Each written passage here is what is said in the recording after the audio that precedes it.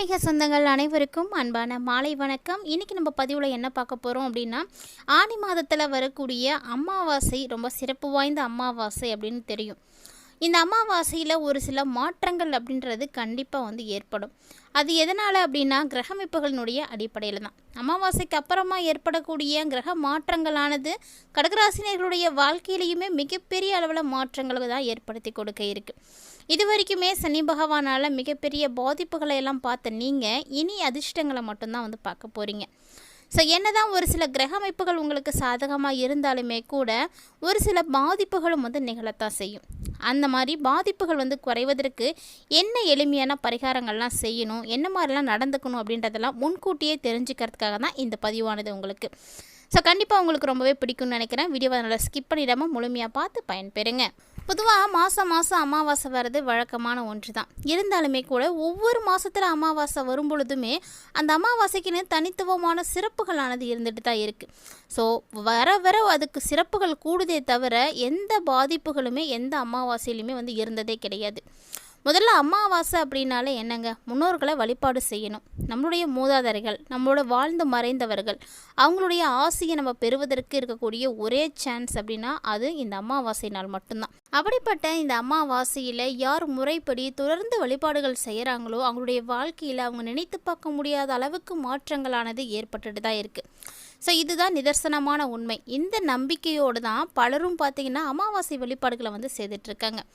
இந்த அமாவாசையில் நம்ம முன்னோர்களை வழிபாடுகள் செய்கிறத காட்டிலும் நமக்கு சிறப்பான பலன்கள் கிடைக்கணும் அப்படின்னா தான தர்மங்கள் செய்கிறது தான் அவ்வளவு நல்லது. நம்ம முன்னோர்களுக்கு போனோம், தர்ப்பணம் கொடுத்தோம், சாப்பாடு செஞ்சு சமைச்சு சாப்பிட்டோம் அப்படின்லாம் இல்லாமல் 4 பேருக்கு, அதாவது கஷ்டப்படக்கூடியவர்களுக்கு நம்ம உதவணும். அந்த கஷ்டத்தில் உதவும் பொழுது அந்த ஒரு மகிழ்ச்சி அவங்களுக்கு கிடைக்கிது பார்த்தீங்களா, அதை பார்த்து தான் உங்களுடைய முன்னோர்கள் உங்களை ஆசீர்வாதம் பண்ணுவாங்க. நம்முடைய பிள்ளையாக இருக்கட்டும், நம்முடைய வம்சாவளியை சேர்ந்தவங்களாக இருக்கட்டும், இப்படி 4 பேர்த்துக்கு உதவி செய்கிறாங்களே, கஷ்டப்படக்கூடிய சூழ்நிலைகள் அவங்கள தாங்கி பிடிக்கிறாங்களே, அதனால் இவர்களும் நலமோடு வாழணும் அப்படின்ற ஒரு ஆசீர்வாதத்தை கொடுக்குறாங்க. அதனால தான் அமாவாசையில் அன்னதானம் செய்யுங்க அப்படின்னு சொல்கிறாங்க. ஏன்னா தானத்தில் சிறந்த தானம் அன்னதானம். அன்னதானத்தை காட்டிலும் நீங்கள் சிறப்பான தானம் ஒன்று இருக்க முடியுமா அப்படின்னா அது இல்லை அப்படின்னு தான் சொல்லணும்.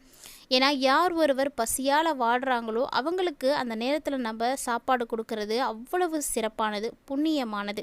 இந்த ஒரு விஷயமும் கூட எல்லாரும் செய்யணும் அப்படின்னு நினச்ச உடனே செய்யவே முடியாதுங்க. அதற்கான கால நேரங்கள் கூடி வரணும். யார் இன்னைக்கு செய்யணும் அப்படின்ற கட்டாயம் இருக்கும் அவங்களால மட்டும்தான் அதை செய்ய முடியும். நம்ம மனசுக்குள்ளே வேணால் நினச்சிட்டு இருக்கலாம், நம்ம அடுத்த டைம் இதை செய்யணும், செஞ்சிடணும், எப்படியாவது செய்யணும் அப்படின்னு முயற்சி பண்ணுவோம். ஆனால் அது முடியாமல் போயிடுது. என்னென்னா உங்களுடைய நேரங்கள் சரியாக இருக்கும் பொழுது மட்டும்தான் நீங்கள் என்ன நினைக்கிறீங்களோ அது நடக்கும். அப்படி தான் கடகராசி நேயர்களுக்கு நம்ம என்னதான் நம்ம வழியாக கஷ்டங்களை பார்த்துட்டே இருந்தாலுமே கூட இனி உங்களுக்கு சிறப்பான ஒரு விஷயங்கள் நடக்க போகுது. ஏன்னா கிரகங்கள் மாற்றம் அடைந்து உங்களுக்கு நல்ல காலம் பிறந்துருச்சு. ஸோ அதனுடைய அடிப்படையில் என்ன மாதிரியான பலன்கள் எல்லாம் கிடைக்க போகுது அப்படின்றத நம்ம தொடர்ந்து பார்க்கலாம். அதுக்கு முன்னாடியே வரக்கூடிய அமாவாசை பார்த்திங்கன்னா ஜூன் மாதம் 25ஆம் தேதி புதன்கிழமை அன்னைக்கு வந்திருக்குங்க. இந்த அமாவாசை திதி ஆரம்பமாகக்கூடிய நேரம் பார்த்திங்கன்னா உங்களுடைய வாழ்க்கையிலையும் மிகப்பெரிய அளவில் மாற்றங்களை ஏற்படுத்தி கொடுக்க இருக்குது. அதாவது அமாவாசை நாளில் நீங்கள் செய்யக்கூடிய முக்கியமான விஷயங்களானது அந்த திதி ஆரம்பமாகக்கூடிய நேரத்தை நீங்கள் தெரிஞ்சுக்கிட்டு அப்போ செஞ்சீங்க அப்படின்னா ரொம்பவே நல்ல பலன் கிடைக்கும். ஆனி மாத அமாவாசை 2025ஆம் தேதி 24ஆம் தேதி சாயங்காலமே ஸ்டார்ட் ஆகுது. அதாவது 24ஆம் தேதி 6:55 அமாவாசை திதி ஆரம்பமாகுது. அடுத்த நாள் ஜூன் 25ஆம் தேதி அன்னைக்கு சாயந்தரம் 5 மணியோட திதி முடியுது. அப்படி பார்த்தீங்கன்னா ஆனி மாதம் செவ்வாய்க்கிழமை சாயங்காலமே அமாவாசை ஆரம்பமாகிடுதுங்க. அடுத்த நாள் புதன்கிழமை சாயந்தரம் 5 மணிக்கு முடிஞ்சிருது. எப்போதுமே சூரிய உதயத்தின் அடிப்படையில் பார்க்கையில் அமாவாசை புதன்கிழமை அன்றைக்கி தான் அனுஷ்டிக்கப்படும்.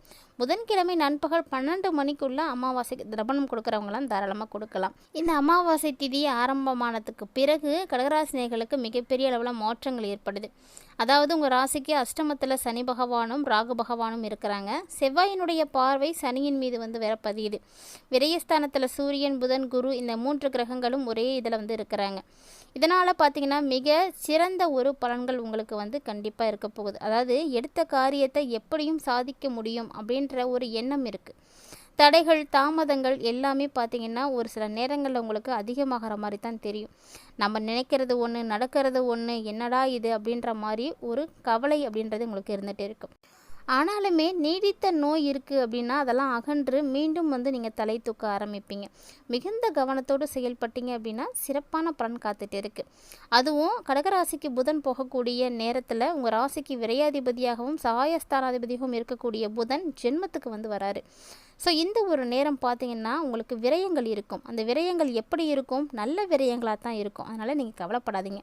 உங்களுடைய வீட்டுக்கு தேவையான அத்தியாவசிய பொருட்களை வாங்குவீங்க, ஆடம்ப பொருட்கள் வாங்குவீங்க, அழகுப்படுத்துறதுக்கு பொருட்கள் வாங்குவீங்க. உங்களுடைய வீட்டை ரொம்ப சிறப்பாக மாற்றணும் அப்படின்ற ஒரு எண்ணத்தோடு அதெல்லாம் வாங்கி மகிழ்ச்சி அடைவீங்க.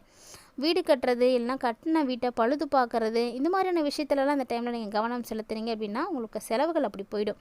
ஸோ பிள்ளைகள் பார்த்திங்கன்னா உங்களுக்கு இருக்காங்கன்னா அவங்களுடைய கல்யாண கனவுகளை எல்லாம் நினைவாக்கி கொடுத்து அவங்கள சந்தோஷமான ஒரு வாழ்க்கைக்கு நீங்கள் அனுப்புவீங்க. திருமணத்திற்காக சீர்வரிசை பொருட்கள் இதெல்லாம் வாங்குறதுக்கு நிறைய வாய்ப்புகள் உங்களுக்கு கிடைக்கும். மாமன் மைத்துனன் அப்படின்னு எல்லா வழிகள்லையுமே நீங்கள் சிறப்பாக ஒரு ஃபங்க்ஷனை முன்னாடி நின்று நடத்தக்கூடிய ஒரு அம்சம் உங்ககிட்ட இப்போ கிடைக்க போகுது. அதை தொடர்ந்து பார்த்தீங்கன்னா உங்களுக்கு ரிஷபத்துக்கு சுக்கிரன் வரக்கூடிய நேரம் ஜூன் 29.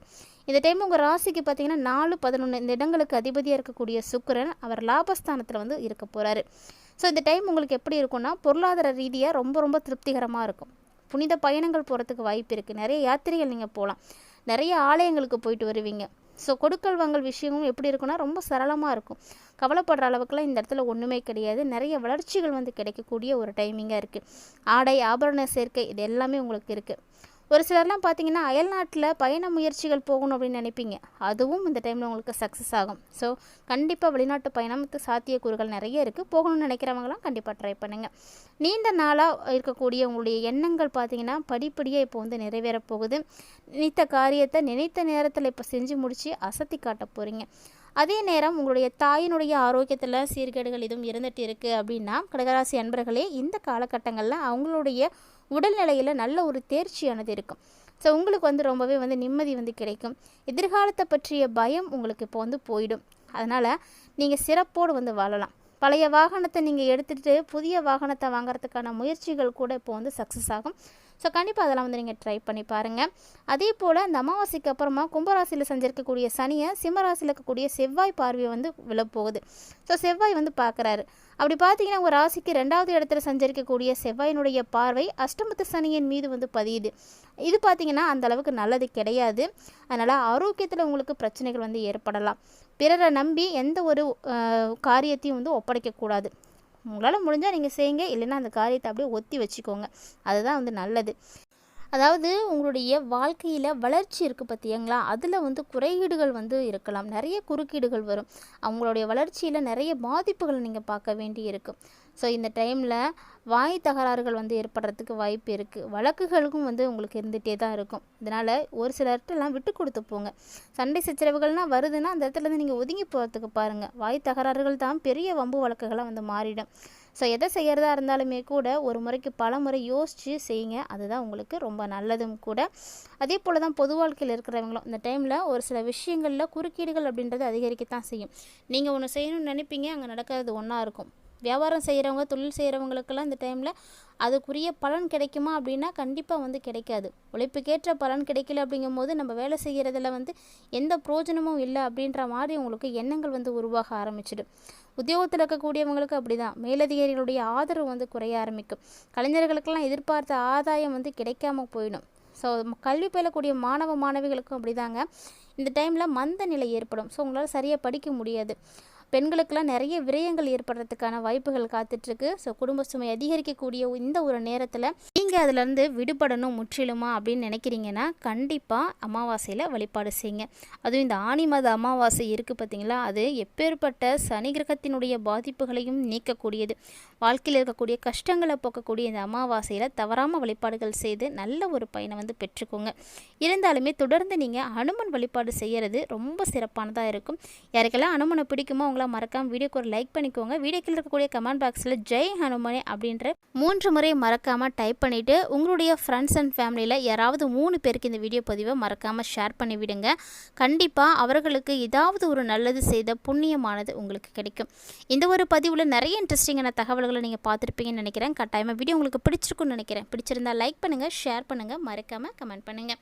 மேலும் இது போல் பல இன்ட்ரெஸ்டிங்கான தகவல்களை எல்லாம் தொடர்ந்து பார்க்கறதுக்காக நம்ம சேனலை சப்ஸ்கிரைப் பண்ணிவிட்டு ஃபாலோ பண்ணிக்கோங்க. மீண்டும் மற்றொரு சுவாரஸ்யமான ஆன்மீக தலைப்பில் சந்திக்கலாம்.